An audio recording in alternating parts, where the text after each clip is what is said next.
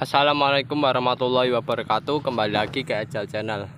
Halo kawan-kawan, pada pagi hari yang berbahagia kali ini kita sedang melakukan pemupukan kepada tanaman kemangi ini kan kawan. Nah,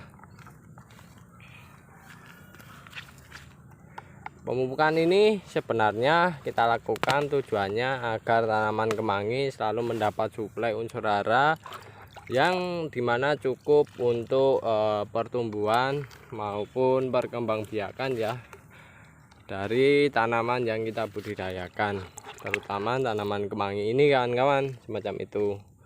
Nah ini ya, pada pemupukan ini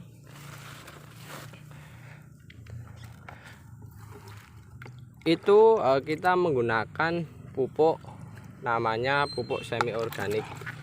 Pupuk semi organik ini merupakan pupuk di mana perpaduan antara pupuk organik dengan pupuk kimia. Nah, pupuk semi organik inilah yang nantinya harapannya akan selalu memberikan efek baik terhadap si tanaman yang kita budidayakan dan terhadap lahan yang kita budidayakan, semacam itu. Karena mengapa? Karena pupuk semi organik ini nantinya selain dapat menyediakan unsur hara yang bagus, pupuk ini juga memberikan efek perbaikan terhadap biologi tanah maupun kimia tanah, semacam itu kan kawan. Dan pupuk semi organik ini juga bisa kita andalkan sebagai pupuk untuk menghadapi kondisi di mana harga pupuk itu naik ya. Harga pupuk kimia naik, kita gunakan pupuk semi organik. Dan itu alangkah baiknya digunakan secara terus-menerus. Dan nantinya ketika harga pupuk naik, otomatis pupuk semi organik itu nantinya juga bisa mengurangi penggunaan pupuk kimia kan kawan, semacam itu. Asalkan pupuk organik cair ditambahkan. Nah, itu lama kelamaan nanti kondisi lahan kawan-kawan semakin lama semakin membaik dan semakin bagus dengan penggunaan pupuk organik yang mencukupi, semacam itu kan kawan. Karena pupuk organik itu sendiri ada unsur kimianya ya.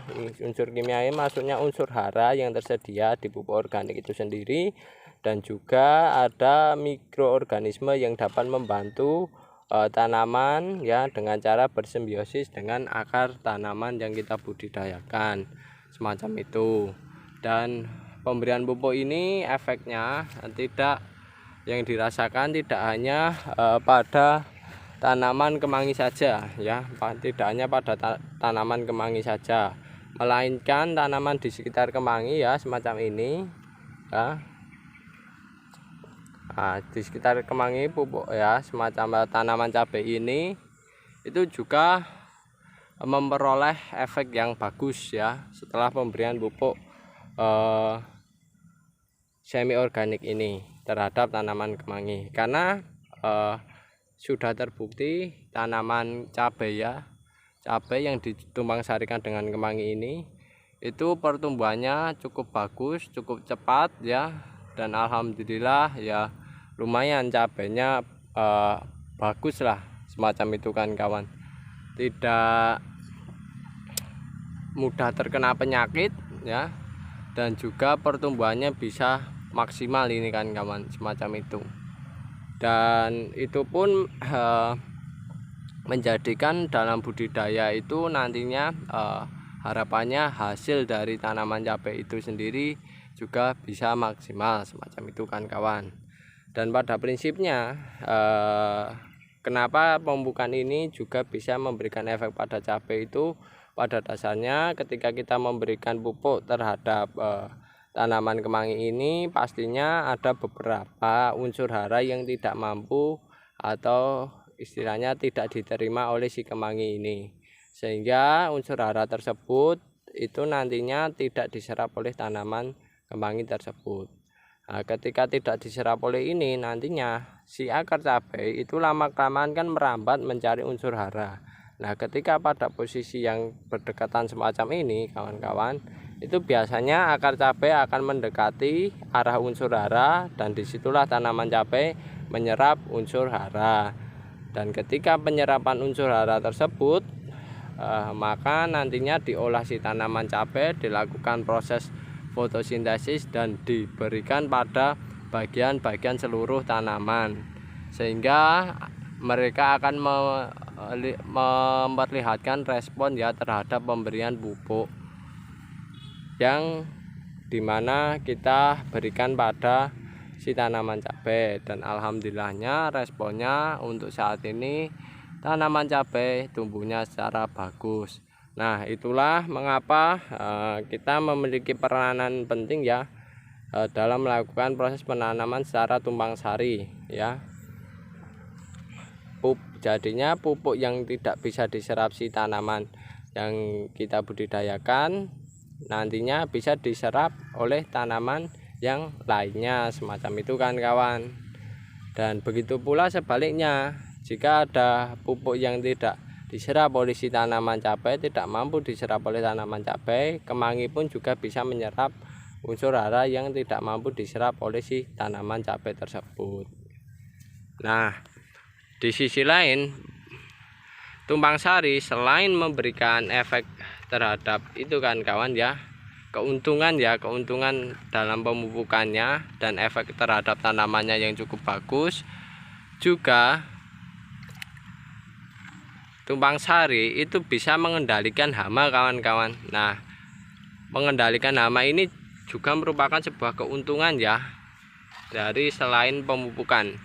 Jadi keuntungan kedua yaitu adalah dapat mengendalikan hama. Karena mengapa? Dengan penanaman pola semacam ini, hama itu bisa merasakan daun yang berbeda. Nah, rasa daun yang berbeda ini biasanya tidak disukai oleh hama kan kawan. Apalagi tanaman contohnya semacam kemangi kayak gini. Nah, itu ketika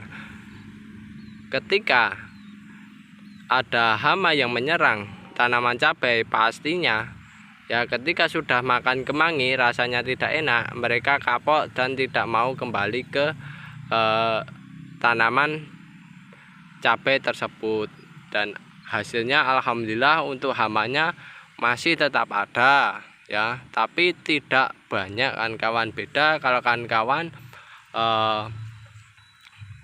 melakukannya secara monokultur ya, atau penanaman satu jenis. Nah, itu kalau sudah terserang, wah, serangannya itu cukup banyak. Tapi kalau untuk saat ini tanaman cabai kita tanpa disemprot, tanpa di aneh-aneh lah kan kawan, alhamdulillah pertumbuhannya bagus, daunnya juga cukup bagus ya. Dan hasilnya tanaman cabai sudah pada berbunga dan berbuah juga cukup bagus kan kawan, semacam itu.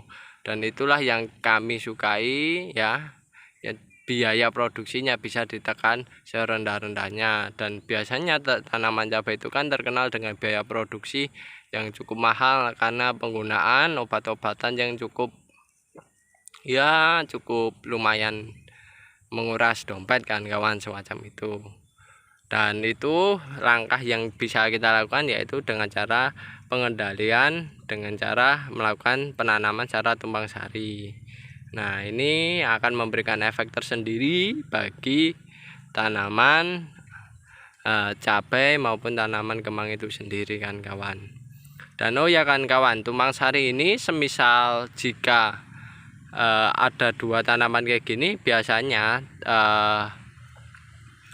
hama itu tidak suka. Dan yang kedua, tumpang sari itu juga bisa dilakukan dengan cara menggunakan komoditas. Nah, penggunaan komoditas yang sesuai. Nah, maksudnya dengan penggunaan komoditas yang sesuai tersebut, maka nantinya tanaman yang kita budidayakan itu salah satunya bisa menghasilkan hasil yang maksimal. Jadi contohnya ada tanaman cabai dengan tanaman sawi ya. kan ada juga yang kayak gitu. Nah itu juga bisa menghasilkan hasil cabai yang cukup maksimal. Karena mengapa? Karena tanaman cabai itu biasanya tidak diserang oleh hama, melainkan sawinya kan yang diserang hama. Sedangkan setiap bulannya dipanen terus ditanam lagi, dipanen terus ditanam lagi, semacam itu.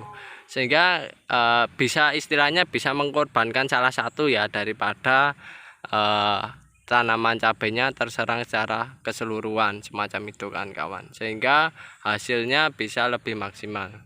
Dan oke kan itu dulu informasi atau penjelasan dari kami mengenai kegiatan pada kali ini. Jika ada kekurangan maupun kesalahan dalam pembuatan video, kami mohon maaf yang sebesar-besarnya. Saya akhiri, wassalamualaikum warahmatullahi wabarakatuh.